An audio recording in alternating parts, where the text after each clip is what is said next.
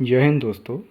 इस वीडियो में हम दीनदयाल उपाध्याय गोरखपुर विश्वविद्यालय के BA 6 सेमेस्टर एजुकेशन विषय के सेकंड पेपर, जिसका कोड EDU 306 है तथा जिसका शीर्षक एजुकेशनल एडमिनिस्ट्रेशन एंड मैनेजमेंट है, के सत्र 2023-24 के प्रश्न पत्र का अवलोकन करेंगे।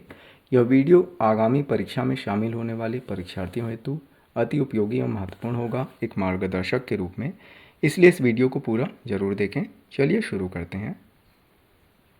प्रश्न संख्या 1, केंद्रीय शिक्षा सलाहकार परिषद का अध्यक्ष होता है। इसका करेक्ट आंसर ऑप्शन ए है, मानव संसाधन विकास मंत्री। क्वेश्चन नंबर 2, राष्ट्रीय शैक्षिक अनुसंधान एवं प्रशिक्षण परिषद की स्थापना कब हुई थी?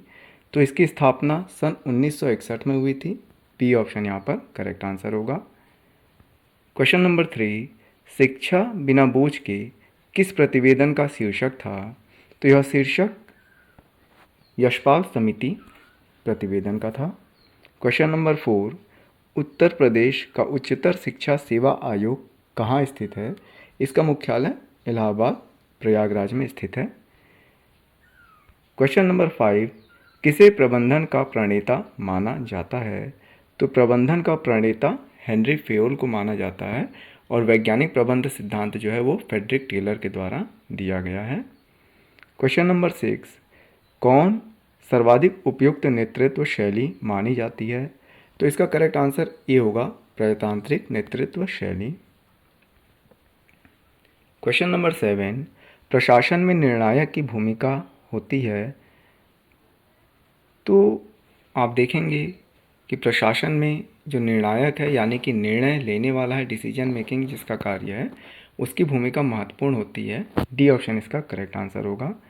क्वेश्चन नंबर 8, संस्थागत नियोजन से तात्पर्य है। तो संस्थागत नियोजन यानी कि संस्था के द्वारा बनाई जाने वाली योजना, तो ए ऑप्शन इसका करेक्ट आंसर होगा। क्वेश्चन नंबर 9, टेलरवाद के जनक का पूरा नाम था। तो फ्रेडरिक विंस्लाव टेलर उनका पूरा नाम था। ए ऑप्शन यहाँ पर करेक्ट आंसर होगा। क्वेश्चन नंबर 10, पोस्टगार्व सिद्धांत किसने दिया है? पोस्टगार्व सिद्धांत लूथर गुलिक के द्वारा दिया गया है। यहाँ पर लूथर लिखा हुआ है, हो सकता है आपके एग्जाम में गुलिक लिखा हुआ है, तो लूथर गुलिक इनका जो है कि पूरा नाम है। क्वेश्चन नंबर 11, प्रशासनिक प्रक्रिया का सिद्धांत किसने दिया था? तो प्रशासनिक प्रक्रिया का सिद्धांत हेनरी फेयोल के द्वारा दिया गया था। क्वेश्चन नंबर 12, विद्यालय संगठन का उद्देश्य है। तो विद्यालय संगठन का उद्देश्य बालक का शिक्षा के माध्यम से सर्वांगीण विकास करना है। बी ऑप्शन यहाँ पर करेक्ट आंसर होगा। क्वेश्चन नंबर 13, निरीक्षण के प्रकार होते हैं। तो निरीक्षण के संशोधात्मक, निषेधात्मक, रचनात्मक सभी प्रकार होते हैं। डी ऑप्शन इसका करेक्ट आंसर होगा। क्वेश्चन नंबर 14, नेतृत्व के आकस्मिकता का सिद्धांत किसने दिया था? तो यह फिडलर के द्वारा दिया गया था। डी ऑप्शन इसका करेक्ट आंसर होगा। क्वेश्चन नंबर 15, प्रशासन का नौकरशाही सिद्धांत किसने दिया है? तो प्रशासन का नौकरशाही सिद्धांत मैक्स वेबर के द्वारा दिया गया है। ए ऑप्शन इसका करेक्ट आंसर होगा। क्वेश्चन नंबर 16, नेतृत्व की शैलियाँ हैं। तो नेतृत्व की शैलियाँ आधिकारिक, जनतंत्रीय, हस्तक्षेपीय तीनों हैं, इसीलिए डी ऑप्शन इसका करेक्ट आंसर होगा, उपरोक्त सभी। क्वेश्चन नंबर 17, निरीक्षण का प्रारंभ कब से माना जाता है? तो यह वुड डिस्पैच जो 1854 में आया था से माना जाता है। ए ऑप्शन इसका करेक्ट आंसर होगा। क्वेश्चन नंबर 18, विद्यालय प्रबंधन में अहम भूमिका होती है। तो विद्यालय प्रबंधन में अहम भूमिका प्रिंसिपल की होती है। बी ऑप्शन इसका करेक्ट आंसर होगा। क्वेश्चन नंबर 19, शिक्षण संस्था में प्रशासक तथा पर्यवेक्षक दोनों के उत्तरदायित्वों का निर्वहन कौन करता है?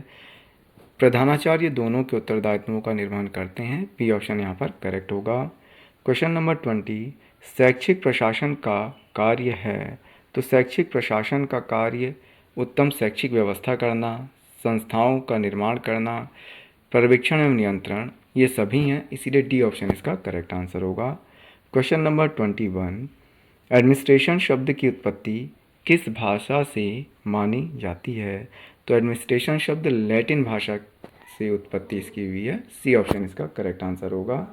क्वेश्चन नंबर 22, शिक्षा प्रशासन की प्रमुख विशेषता है तो एक संबंधित प्रक्रिया है, मानवीय प्रक्रिया, गतिशील प्रक्रिया। उपरोक्त सभी यहाँ पर सही है, इसीलिए ऑप्शन बी यहाँ पर करेक्ट होगा। क्वेश्चन नंबर 23, एडमिनिस्ट्रेशन शब्द की उत्पत्ति लैटिन भाषा के शब्द एडमिनिस्ट्रेटर से हुई मानी जाती है। इसका अर्थ क्या है? तो इसका अर्थ व्यवस्था करना, प्रशासन करना दोनों ही है, इसीलिए सी ऑप्शन यहाँ पर करेक्ट आंसर होगा। क्वेश्चन नंबर 24, लूथर गुलिक ने शैक्षिक प्रशासन प्रक्रिया का विश्लेषण व्यापक अर्थ में पोस्ट कार्ब फार्मूले द्वारा प्रस्तुत किया है। इसकी संरचना में कितने तत्वों का समावेश है? तो पोस्ट कार्ब में कुल 7 तत्व होते हैं। क्वेश्चन नंबर 25, शिक्षक की भूमिका होती है तो शिक्षक की भूमिका एक निर्देशक की, एक दार्शनिक की और एक सुविधा प्रदायक की होती है, इसीलिए डी ऑप्शन इसका राइट आंसर होगा। क्वेश्चन नंबर 26, शैक्षिक पर्यवेक्षण का गहरा संबंध होता है तो इसका गहरा संबंध शिक्षकों से, सीखने की परिस्थितियों से, छात्रों की उन्नति से, सभी से होता है, इसीलिए डी ऑप्शन इसका करेक्ट आंसर होगा। क्वेश्चन नंबर 27, किस प्रशासनिक प्रक्रिया का केंद्र बिंदु माना जाता है? तो ये किससे होना चाहिए, किसे प्रशासनिक प्रक्रिया का केंद्र बिंदु माना जाता है? ये ऑप्शन इसका करेक्ट आंसर होगा, निर्णय प्रक्रिया या नीति निर्धारण को। क्वेश्चन नंबर 28, प्रबंधन की प्रकृति होती है तो प्रबंधन कला और विज्ञान दोनों है, इसीलिए सी ऑप्शन इसका राइट आंसर होगा, ए तथा बी दोनों। क्वेश्चन नंबर 29, विद्यालय संगठन की प्रमुख विशेषता है तो विद्यालय संगठन की प्रमुख विशेषता समन्वय एवं सहयोग, शैक्षिक अवसरों की समानता और व्यक्तित्व का विकास, ये सभी हैं, इसीलिए डी ऑप्शन इसका करेक्ट आंसर होगा, उपरोक्त सभी। क्वेश्चन नंबर 30, किसने कहा है कि शिक्षा के क्षेत्र में प्रशासन का आशय सरकार शब्द से है जिसका निकटतम संबंध विशेष संदर्भ में इन शब्दों से होता है, जैसे अधीक्षण, पर्यवेक्षण, योजना, त्रुटि, निर्देशन, संगठन, नियंत्रण, समायोजन, नियम आदि। इसका करेक्ट आंसर ऑप्शन सी है, GB सीयर्स। क्वेश्चन नंबर 31, पर्यवेक्षण एक अच्छे शिक्षण एवं सीखने की परिस्थिति का निर्माण करता है, यह किसने कहा है? तो यह कथन W किम्बल का है। क्वेश्चन नंबर 32, केंद्र सरकार द्वारा संचालित माध्यमिक विद्यालय हैं तो केंद्रीय माध्यमिक विद्यालय और नवोदय विद्यालय दोनों यहाँ पर करेक्ट है, सी ऑप्शन इसका करेक्ट आंसर होगा, ए और बी दोनों। क्वेश्चन नंबर 33, संगठन के अंतर्गत किया जाता है तो संगठन के अंतर्गत प्रयासों तथा स्रोतों का समन्वय किया जाता है, कार्य एवं क्रियाओं का विभाजन, अधिकार एवं उत्तरदायित्व का आरोह क्रम में निर्धारण, ये सभी यहाँ पर सही हैं, इसीलिए डी ऑप्शन इसका करेक्ट आंसर होगा, उपरोक्त सभी। क्वेश्चन नंबर 34, शिक्षा को किस सूची में सम्मिलित किया गया है? तो भारतीय संविधान में 3 सूचियों का उल्लेख है, संघ सूची, राज्य सूची और समवर्ती सूची। तो शिक्षा जो है वह समवर्ती सूची का विषय है, सी ऑप्शन इसका करेक्ट आंसर होगा। क्वेश्चन नंबर 35, विद्यालय संगठन के प्रमुख क्षेत्र हैं। विद्यालय संगठन के प्रमुख क्षेत्र उपरोक्त सभी हैं, डी ऑप्शन इसका करेक्ट आंसर होगा। व्यवस्था के अंगों में सहयोग करना, समय सारणी तैयार करना, पाठ्य से आगामी क्रियाओं की व्यवस्था करना। क्वेश्चन नंबर 36, प्रधानाचार्य किसी जहाज के कप्तान की भांति स्कूल में अपना मुख्य स्थान रखता है, यह किसने कहा है? यह कथन एडम्स का है, सी ऑप्शन इसका करेक्ट आंसर होगा। क्वेश्चन नंबर 37, शैक्षिक प्रशासन की आवश्यकता है तो शैक्षिक प्रशासन की आवश्यकता में शैक्षिक उद्देश्यों की प्राप्ति करना, शिक्षा कार्यक्रम का नियोजन करना और मूल्यांकन करना, ये सभी शामिल हैं, डी ऑप्शन इसका करेक्ट आंसर होगा। क्वेश्चन नंबर 38, प्रशासन के परंपरावादी विचारधारा के विकास में प्रमुख योगदान है, इसका राइट आंसर ऑप्शन ए है, मैक्स वेबर का, जो कि नौकरशाही सिद्धांत से संबंधित हैं।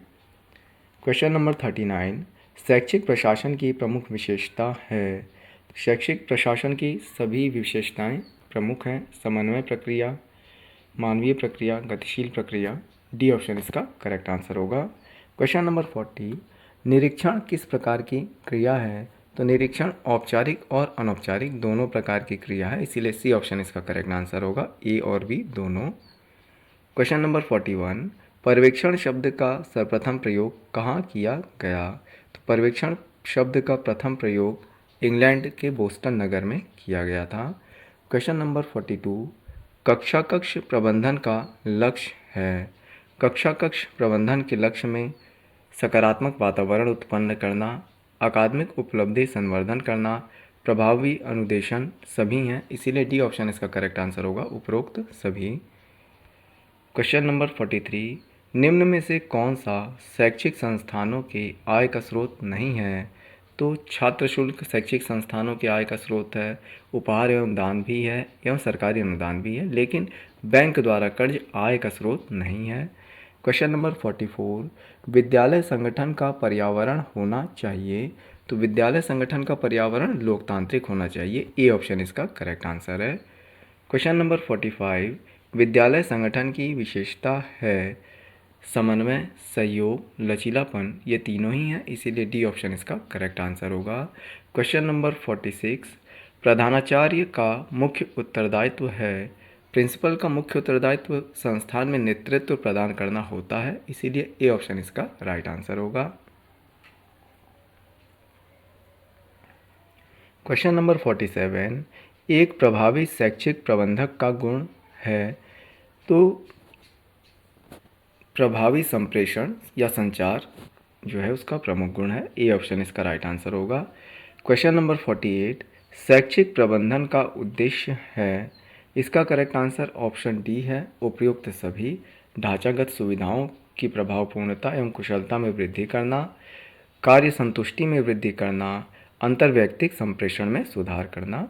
क्वेश्चन नंबर 49, नौकरशाही का एक प्रमुख तत्व है। तो नौकरशाही का प्रमुख तत्व पद क्रमणुता है, हायरार्की भी जिसे कहते हैं। क्वेश्चन नंबर 50, NIEPA मुख्य रूप से संबंधित है। तो यह शैक्षिक नियोजन या शिक्षा के क्षेत्र में योजना बनाने से संबंधित है। इसी प्रकार के अन्य शैक्षणिक वीडियो देखने के लिए हमारे YouTube channel learn to earn with Praveen को सब्सक्राइब करें। जय हिंद, जय भारत।